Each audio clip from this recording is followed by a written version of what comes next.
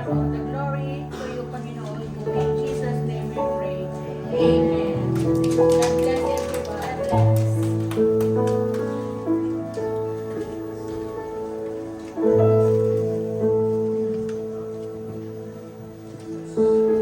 Amen. Praise the Lord. Sige po, tayo po'y tumayo. Maaari po ba natin muling ipalakpak ang ating mga kamay para po sa ating Panginoon?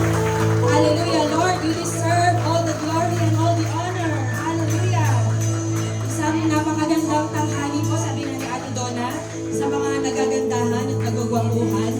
Hindi sabihin natin, ako yun. Sabihin natin, ako po yun. Ako rin.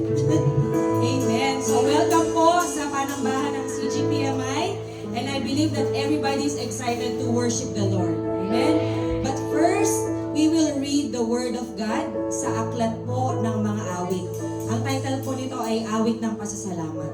So, linggo ng wika po tayo ngayon. Magbabasa po tayo.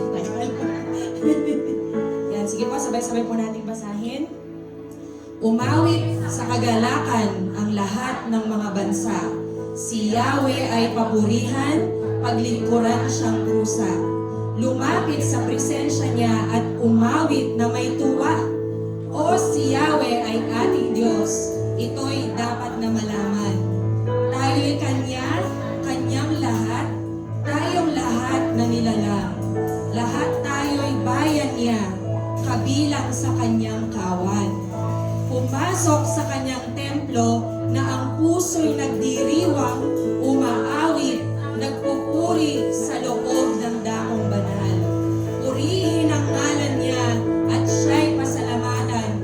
Napakabuti ni Yahweh, pag-ibig niya'y walang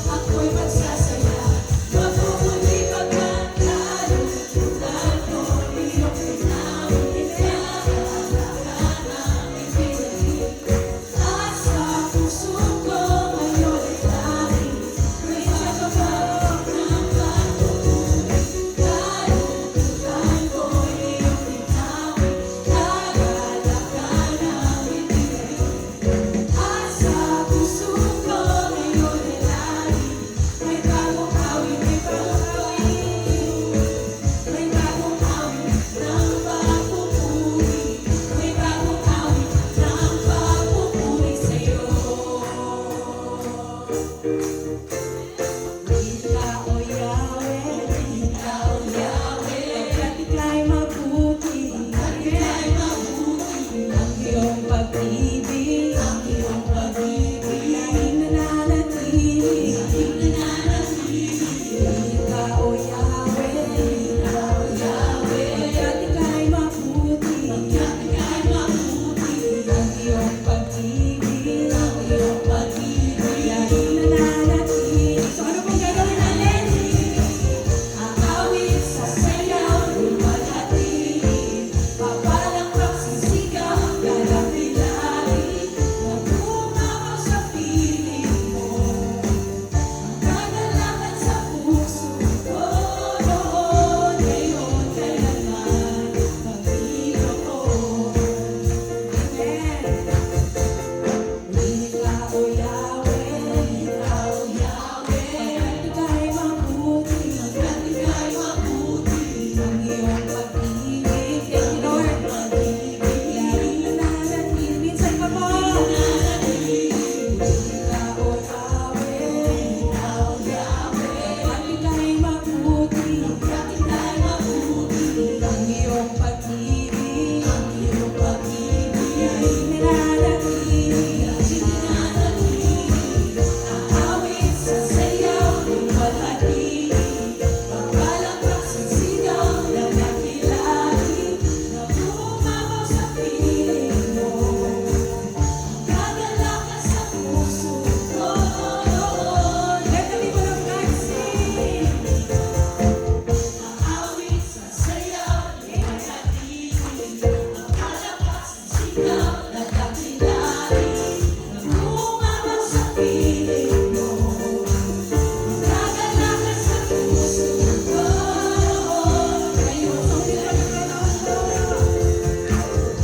awit sa sayaw, lumalhati, papalang pagsisigaw, nagkakilali, nagumamaw sa piling mo, kagalakan sa puso ko.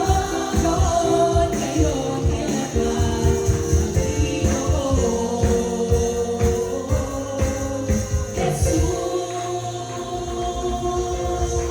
Hallelujah! Ibigay po natin ang ating pinakamabuti, pinakamainam na palakpak para po sa ating Panginoon. Hallelujah, Lord! Thank you, Jesus! Maraming salamat po, Panginoon, for it is good to give you praise and thanks, Lord God. Hallelujah! Hallelujah, Lord. Tunay nga nakatangi-tangi, O Diyos, ang papurit pagsamba na nanggagaling sa inyong mga tinubos. And we thank you, Lord, for this privilege, Lord God, na muli kaming makakapagpuri at pasasalamat sa inyo, O Diyos. Thank you, Jesus. Hallelujah. Purihin ka, O Diyos. Hallelujah. Thank you, Jesus. Hallelujah, Lord. Bago po natin awitin yung pangalawang kanta na awitin natin, meron lang po akong konting isi-share sa inyo na kailan po kasi ulit nag-start yung sitwasyon natin ngayon, Sabado, no? February 28. February 28, Saturday. Friday, okay pa. Thursday, nasa work po ako. Marami akong vacant tong araw na yon. Tapos tuwan-tuwa po ako kasi ang ganda-ganda ng flow ng aking part-time. Ang aking kumikitang kabuhayan. So kinumpute ko po yung aking kikitain per week. Excited ako kasi finally, grabe mag-45 na ako this year. Parang ngayon pa lang ako makakapag-attempt na mag-ipon. Attempt pa lang po yun ha. Wala pa talaga. Wala pa. So alam ko may mga nakaka-relate dyan. Kaka next year. So nung kinumpute ko po, ay tuwang-tuwa po ako. Ang magiging per week ko po, besides sa, yung sahod kasi, kinukuha ng DIB yung kalahati. So, kasi kaya sa akin yan. I will be earning, supposed to be, 2,600 dirhams per week. Wow. Napakabuti po ng Diyos, di ba? So, Thursday yon, tapos Friday. Sabado, nangyari po yung gera. So, yung mga clients ko po na Japanese, lumipad na pabalik sa bansa nila. Sabay na rin pong lumipad yung 2,600 ko. Sabi ko, bye! Nilay hands ko pa naman yun. Tapos Tapos nilagyan ko ng heart-heart, ng mga highlighter. Thank you Lord, sabi ko nung Thursday na yun, sabi ko finally, I can really save. Hindi na ako parang I can really give. Yung I have extra to save for myself and finally I can really give more to my family. Pero nangyari nga po ito. So, lumipad na rin. So, ano po nangyayari pag yung missile na i-intercept? Na may nahuhulog na debris, di po ba? So, yung paglipad po ng 2,600, may na-intercept po siya, pero mga debris na lang nahulog. May isang debris na nahulog. So, yung shooter ko sa Portugal, yung nanay nag-message, kasi estudyante rin po siya sa school namin, na i-tutor ko pa rin daw yung anak niya. So, praise the Lord na sabi ko, minsan lagi ko sinasabi, minsan sinasabi ko, Lord, I'm just your child. Parang isa lang ako sa mga napakarami mong anak na nandito sa corner ng mundo na nagpapasaway, na just doing my thing in this world, just doing my duties to my family, duties to the church. Mali pala yung sinabi ko na I'm just your child. Lord, I am your child. Yun pala dapat. Di po ba? Kaya nung time na yon, lagi ko pong nire-recite yung Psalm 23, Psalm 91. Kaya dapat pala yung dasal ko may kasamang papuri. Amen? Because dapat pala maalala ko that God can do more than what I can do in this situation. I was very anxious with everything, worrying. Sabi ko nga sa nanay ko, umuwi ka na. Yung tita ko, umuwi ka na. Yung daddy ko, cool lang siya kasi sanay siya sa ganitong sitwasyon. Sabi ko, Mother, paano ako uuwi? Paano tayo makapagpabook sa 500 dirhams? Bumili ka na lang dyan ng pagkain mo. So yung panic buying ko po, isang supot, tapos halos dessert. Parang mag-movie marathon yata ako, bis na. So, sabi ko, Lord, maybe this is a new normal that you want me to embrace. Pero naalala ko yung, sabi ko, oo nga no, this year, ang prayer ko pala, magkaroon ako intentionally ng time sa'yo. Now I have it. Why am I not doing it? Why am I spending time watching videos or not praying, not listening to worship songs, not reading your word? Mali pala. So let our prayer be incorporated with praise. Kaya po, ito po yung niline up namin ngayon. Kasi ang kailangan po natin ibigay sa Panginoon na iawit ng pasasalamat. And I believe God is faithful and there will come a time that we will testify about this. Amen? That we will tell the world what God has done sa buhay natin through this situation and out of this situation. Amen? Kaya po napakabuti ng ating Panginoon. That's why in this situation, our worship should level up instead na mag-worry. Sabi po ng isang pastor, ang pag-worry daw ay pag-upo sa rocking chair. Gumagalaw ka but you're not going anywhere. So we have to pray, we have to worship. We keep on being a child of God in spite of this. Because sometimes, ako po when I feel anxious, iniisip ko lagi, Lord, I think sometimes it's good to not know. It's okay to not know. Sabi nga po ni Pastor A kanina, uncertainties. It's good to not know. It's better that you know the one who holds it all together. Amen? At yun po ang ating most gracious and loving God. Amen? Hallelujah. Purihin ka, O Diyos. Lord, you inhabit the praises of your people, Lord God. Pagpalain mo po, Panginoon, ang mga pusong napapagal, palitan mo po ito ng kalakasan, ng kapayapaan. Yakapin mo po, Panginoon, ang bawat isa sa iyong presensya, O Diyos. Hallelujah, Lord. Purihin ka. Aawitan ka namin sa araw na ito, O Diyos, ng buong puso, habang kami humahanga kung gaano ka kadakila sa aming mga buhay. Hallelujah. Maraming salamat.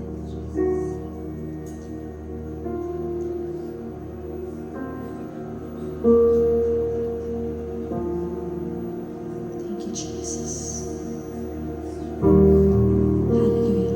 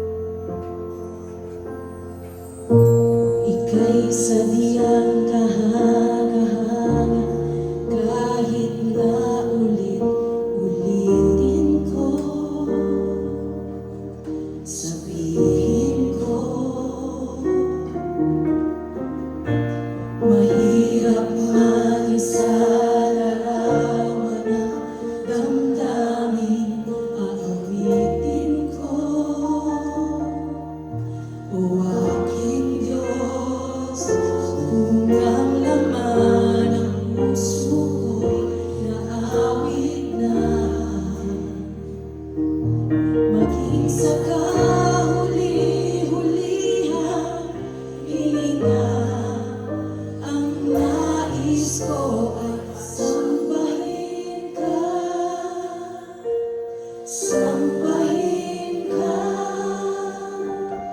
ang aking katugunan sa iyong kadakilaan ay sambahin ka, sambahin ka,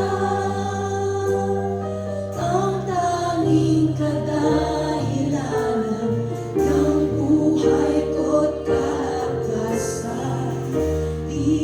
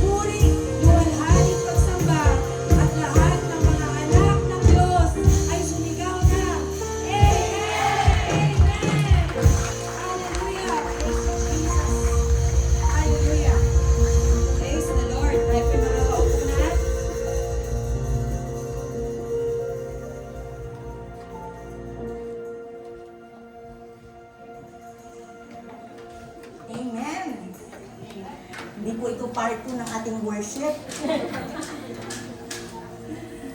Magandang tanghali po sa lahat. Sino po ang pumunta dito na kinakabahan? Ako po, pareho po tayo. Hindi po dahil sa misay. But maraming salamat po. Tunay na napakasarap magpuri sa ating Panginoon Diyos. Tayo ay nilikha niya.